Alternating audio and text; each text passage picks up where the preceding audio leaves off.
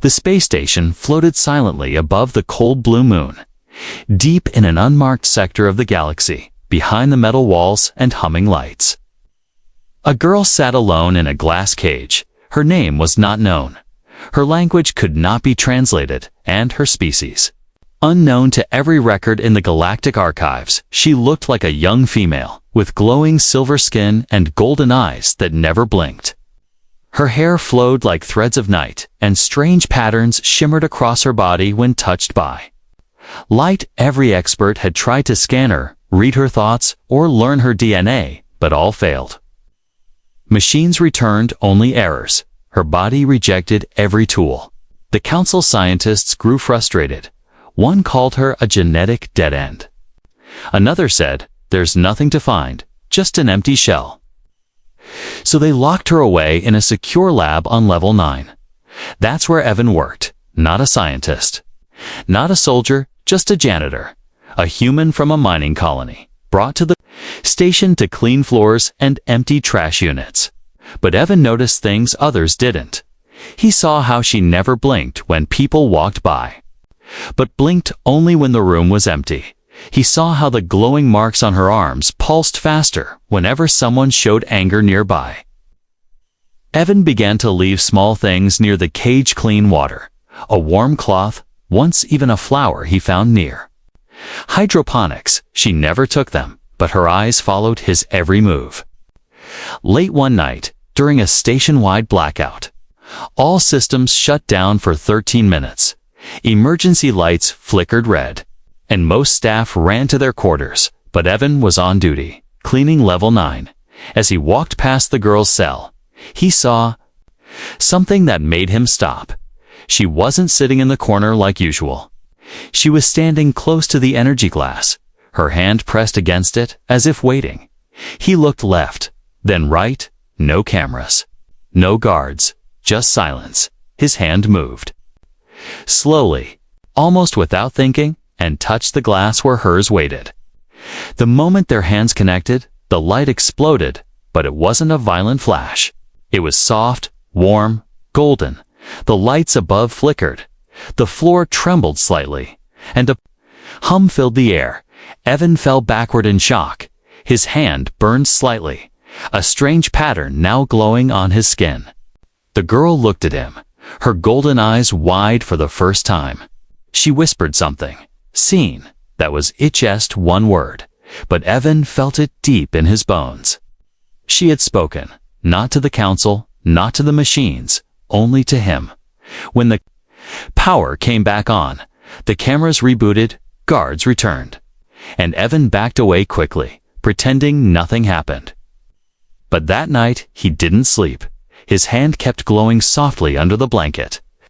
And in his dreams, he saw stars dying, planets burning, and a small figure standing alone in the void watching it all happen. The next morning, the scientists were confused. The scanners picked up a power surge around 2:17 station time. One said, "Strange energy signature." "No cause found," said another. They never suspected the janitor, but she did. That day, she looked at Evan differently. She tilted her head slightly, eyes soft, not cold, not afraid. And when he walked away, she did something no one had ever seen her do. She smiled. The light within the pattern on Evan's hand didn't fade. It shimmered like sunlight on water, warm and silent. He kept it hidden under gloves. Afraid the council might see, he wasn't ready to explain what happened that night, because he didn't understand it. But the girl did. She waited by the glass now. Every shift, he worked. She no longer curled up in the corner or stared blankly ahead. She stood close, alert, alive, and sometimes, when no one was watching, she would lift her hand toward the glass, waiting for him to match it. Evan didn't touch it again, not yet.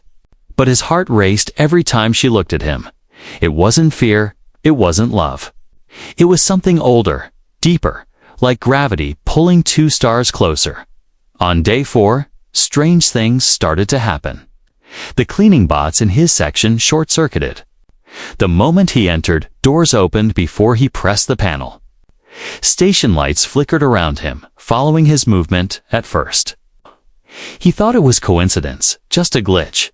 But when he reached for a light switch and it turned on before he touched it, he knew something had changed. Later that night, he stood in front of her cage again, just watching. She raised her hand slowly. "I remember," she whispered. Evan froze. Her voice was like wind on metal, soft and distant, but real. "You were the first," she said. "The first to touch with peace." "What are you?" he asked quietly, making sure no guards were nearby. She closed her golden eyes. A vessel. Evan didn't know what that meant. But he noticed her body was different. Now small glowing veins were appearing across her arms and neck like trails of starlight. Her glow was getting stronger. That night he didn't dream. Instead, he woke up gasping. His bed was glowing with strange symbols, just like those on her skin. They burned in the air above him for 3 seconds before vanishing. It wasn't just her that changed. She had changed him the next day. The council arrived on the station. 3 high-ranking alien scientists in red robes and black armor. They were not here for research. They were here to terminate the project. "Nothing of value has been found," the head counselor said. "We will dissolve the containment and transfer the specimen to genetic recycling." Evan was cleaning nearby. When he heard those words, he dropped them up. "She's alive." He shouted before thinking, "She's trying to talk." The room fell silent. The counselor looked at him like a roach had spoken. "A janitor speaks out of turn," he said coldly, but the scientist beside him raised a brow. "Have you made contact?" Evan hesitated. "No," he lied, "but I've seen her respond. She moves when I speak. She reacts to emotion." The counselor frowned. "Impossible." Evan looked past him, through the glass. The girl stood inside, golden eyes fixed on him. Then, without a word, she lifted her hand to the glass. Before anyone could stop him, Evan stepped forward and touched the panel again. The entire room lit up. All power surged. Consoles sparked. Lights flashed white. Everyone shielded their eyes. The glass of her cage glowed like a star.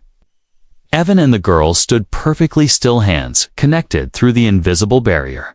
And the pattern on Evan's hand grew brighter, spreading up. His arm like fire, she whispered one word. "Bond." Then everything went black. When the lights returned, alarms rang across the station. Security bots swarmed the room, but the girl was no longer just standing. She was glowing head to toe, hovering a few inches off the ground. And for the first time since she was captured, she looked awake. Evan was dragged away by security bots. Metal hands gripped his arms tightly, but he didn't fight back. He kept looking over his shoulder at her, at the girl glowing inside the cell. Floating just inches above the floor, she didn't look afraid anymore. She looked awakened, and as the guards pushed Evan into the cold holding room, he could still feel the warmth of her touch burning in his chest. He sat alone for hours. No questions, no food, no one came. Just silence and the echo of that word, she whispered. Bond. Outside, the station was in chaos. Power systems were unstable. Scanners glitched. Life support flickered. It was as if the girl's energy had reached into the core of the ship and whispered to its circuits. In the research chamber, the council scientists argued. "She's a threat," said one. "She's reacting to the human," said another. "No," said the third, staring at the monitor. "She's remembering." Deep in the cell, the alien girl stood still, eyes closed. Light pulsed from her body slowly, like waves in a calm sea. And inside her mind, something old began to stir. A voice faint and broken code through her thoughts. He carries the seed of origin. Flashes of memory returned, a ship breaking apart in space, her people screaming, something important being hidden. Inside her, she had been placed in a stasis cocoon and launched away. Not to be rescued, but to be forgotten. She wasn't just a girl. She was a vault.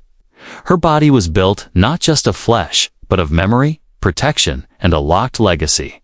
And the key was human? Back in the holding room, Evan's hand throbbed again. The glowing symbol on his palm changed shape, no longer a pattern, but a symbol. It looked like a star with roots spreading underneath. Suddenly, the door opened, not by a guard, but by her.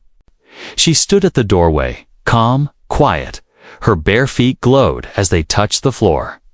The guards outside lay unconscious, unharmed but deeply asleep. She walked in and sat across from Evan. Her voice was no longer shaky. I remember now. She said, Evan's breath caught in his throat. Who are you? He asked. My name is Amira, she said softly. I am the last vessel of the Orli. He blinked. Aura. What? She smiled gently. Before your time. Before your Earth, there were starborn beings my kind. We seeded the skies with life, humans. Are echoes of us. You carry fragments of our code, our heart, our fire. Evan couldn't believe what he was hearing. You're saying? You're part of what made us. She reached out and touched the glowing mark on his hand. I didn't. No, until you touched me. Machines couldn't open me. Pain couldn't break me. But your kindness. It woke me up. She placed her hand on her chest. There is something inside me. Evan, a map, a memory, and a warning. He stared at her, overwhelmed. Why me? Because only your kind has what's needed to understand it, she whispered. The spark of chaos. And the courage to care. Suddenly, a voice cracked through the intercom. All units contain Subject X-13 and detain human Evan immediately. Amira stood. They're coming. They won't listen. Evan stood too. Then we run. She nodded. For now. But as they stepped out into the dark hallway, Evan noticed something else. The lights above them weren't flickering anymore. They were following them, just like her memories, just like her secret. Following the one person who could finally unlock what no species ever had. Escape Plant the hall was dim, but not silent. Alarms echoed from above. Red lights flashed along the walls. Somewhere deep in the station, sirens screamed out a word that chilled Evan's blood containment breach. Which way? Evan whispered. Staying low behind a metal crate, Amira didn't answer right away. Her glowing eyes were scanning the ceiling, the walls, the very structure of the ship. This place. Listens to me now, she said. She raised her hand. And a panel nearby slid open on its own. Beyond it, a maintenance tunnel stretched into shadows. Evan followed her inside, crawling on hands and knees. The steel, narrow, and warm he had spent months cleaning this station, but this part. He didn't even know it existed. Where does this lead? He asked. To the old launch bays. She said, no one uses them now. But there's a way off this station from there, behind them. The metal walls shook slightly. Guards were searching. Scanners sweeping every floor, but their systems were glitching. Cameras looping, doors refusing to obey commands.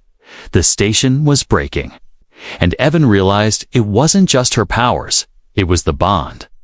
Her energy and his presence were combining in ways even she didn't fully understand. They reached the end of the tunnel. A locked blast door stood in front of them. Sealed for decades, Amira placed her hand on it. Her skin shimmered, her veins lit up. But nothing happened. Evan stepped forward and placed his glowing hand beside hers together. Their touch sent a wave of golden light across the door. It hissed.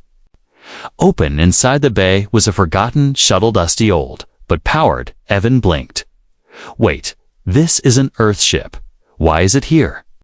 Amira stepped inside and smiled. Because humans were not the first to build this design. They remembered what they were meant to forget. Before Evan could ask more, the station trembled violently. Through a small window, they saw 3 battlecruisers arriving, council ships. Too late now to hide, We can't outrun those. Evan said. Amira looked calm. We don't have to. She moved to the cockpit and placed both hands on the controls. The dashboard lit up, even though it had no fuel and no connection. Systems came alive. Not from power cells, but from her. Evan took the co-pilot seat, his heartbeat thudding like drums. What are we doing? She turned to him. We're not escaping. We're awakening. Before he could respond, the ship lifted gently into the air. The hangar doors, sealed for 30 years, peeled open like flower petals, and the small shuttle blasted out.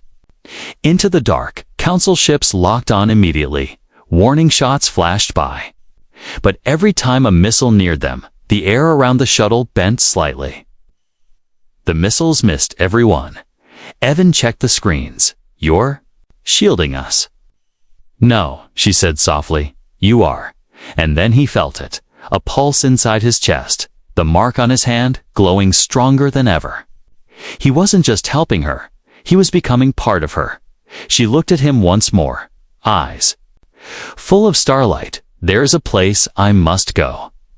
She whispered. A hidden planet, locked by a key I didn't know I carried.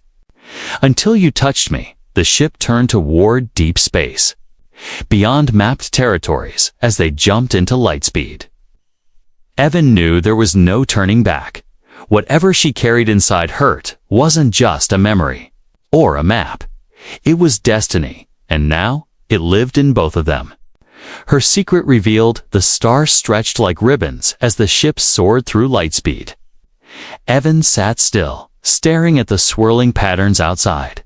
They weren't just stars anymore somehow. They felt like memories, like pieces of a puzzle. Calling him forward, Amira's hands were still on the controls. Though she didn't move them, her body pulsed gently with light, her breathing calm and steady. We're almost there, she said quietly.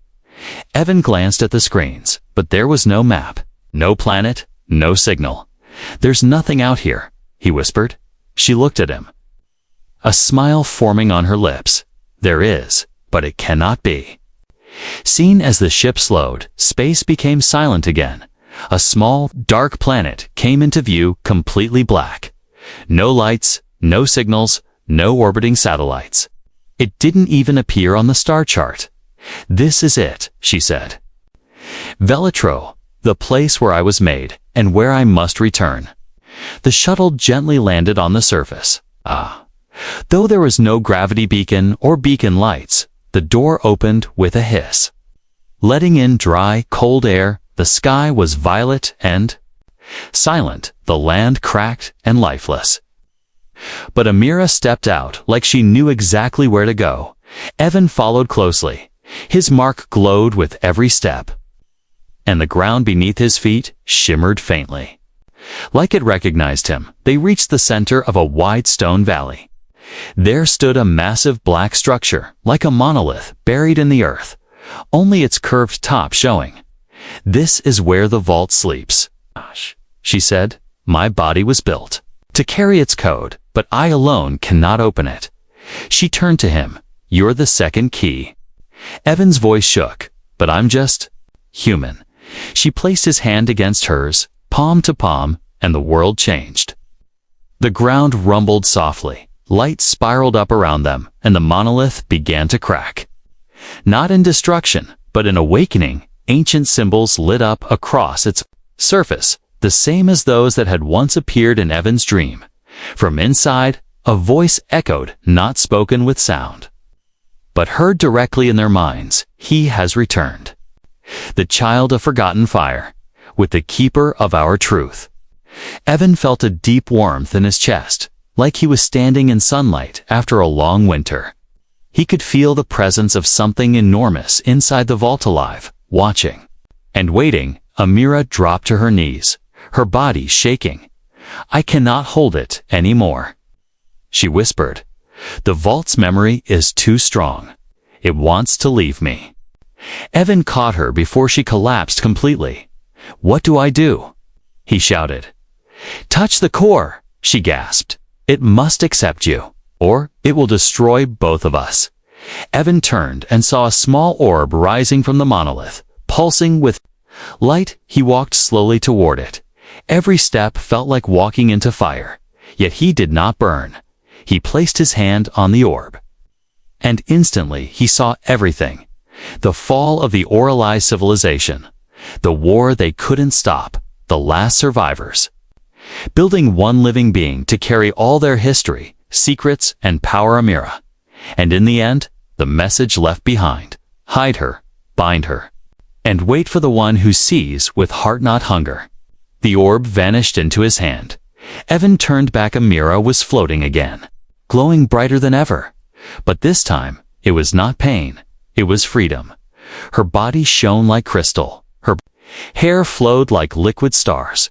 She was no longer just a vessel, she was whole. Evan felt it too. The mark on his hand was going, but something else was inside him now. Knowledge, history, purpose. You are now the guardian of the vault, she said, her voice ringing like music in the air. And I am your guide. He looked at her with wide eyes. I didn't ask for any of this, she smiled gently.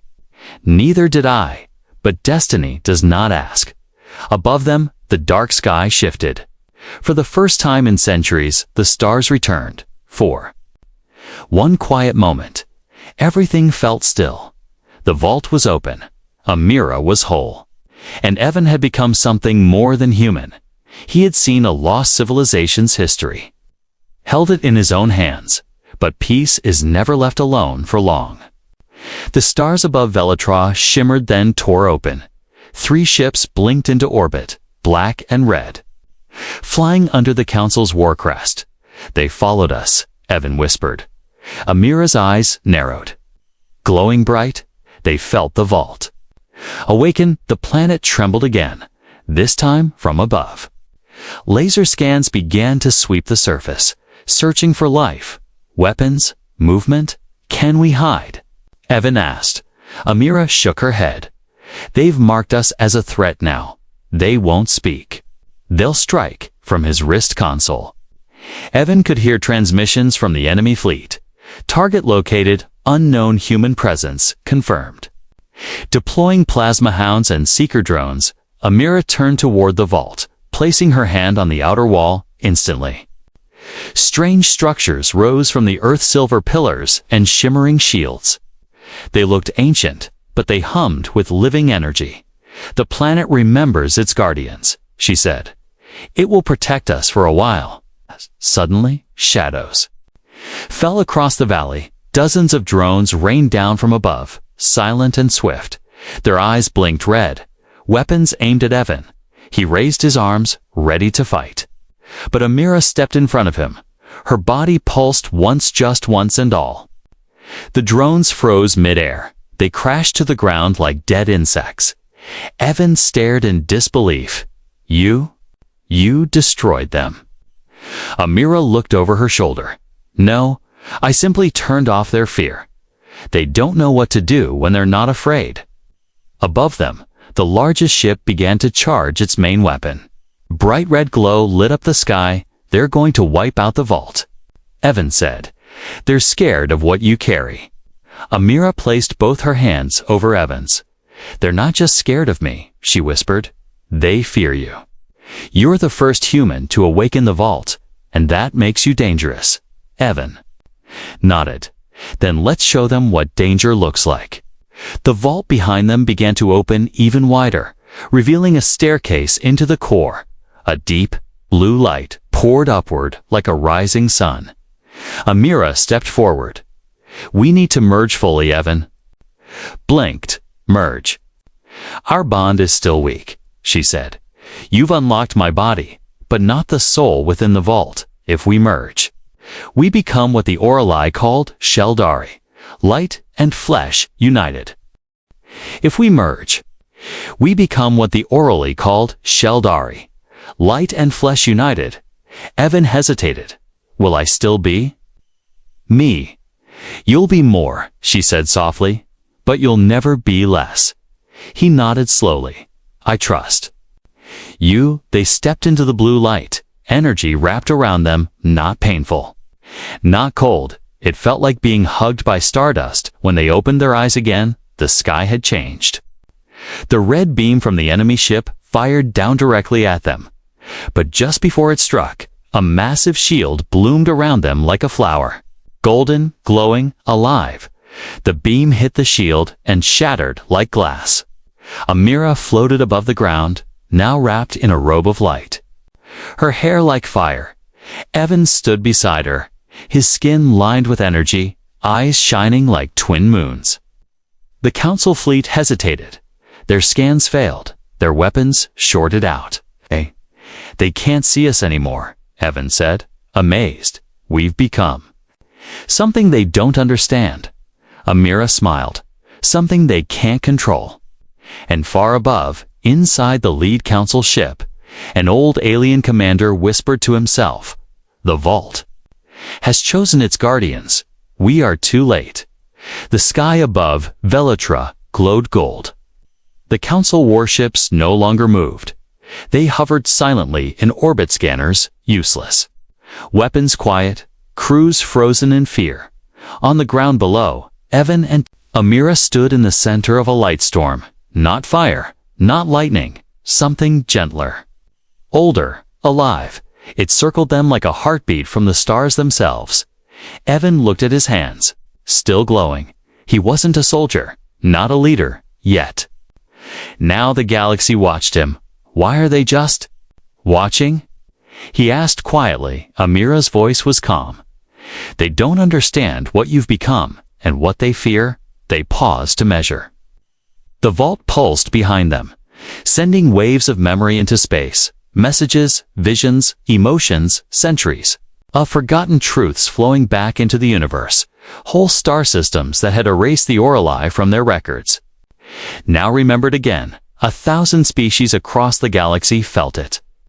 Sleepers woke, ancient ruins lit up, even forgotten satellites in deep space blinked with life. The galaxy was remembering. Back on the station where it all began, the scientists stared at their monitors in shock. A human janitor had become the carrier of knowledge they could never unlock, and the alien girl they had locked in a cage was the last living spark of a civilization greater than theirs. The Council fleet received a single signal from the surface. Not words, but a single symbol, two hands touching. Glowing with light inside the command ship, the old counselor trembled. "We were wrong," he said. "He is not a threat. He is the bridge on the surface." Evan took a slow breath. "I don't want to destroy anyone," he said. "I don't want war. I don't want power." Amira looked at him, her golden eyes soft. "Then you're exactly the kind of human the galaxy needs." She stepped forward and gently took his hand. And in that single moment across, lightyears, the vault sent its final message. A beam of starlight shot into the sky. Not a weapon, not a warning, a signal of unity. Every race that received it saw the same image, a human and an alien, standing together, hands joined, surrounded by peace. No politics, no weapons, no conquest, just understanding. Back in the council chamber on the capital world, old leaders stood in silence, one by one. They placed their weapons down, not because they lost, but because they saw, on Earth, the story spread like wildfire, the first human to bond with an unknown being. Not through science, but through kindness. Not through war, but through trust. Evan never returned to his old job. He didn't need to. He had become something greater. Not a hero in armor, but a mirror that showed the galaxy what it had forgotten. That, even in the deepest darkness, a single touch filled with compassion can light up the stars. And somewhere among those stars, Evan and Amira traveled together not to rule, but to remind the galaxy of the power within the forgotten, the caged, the kind, the human.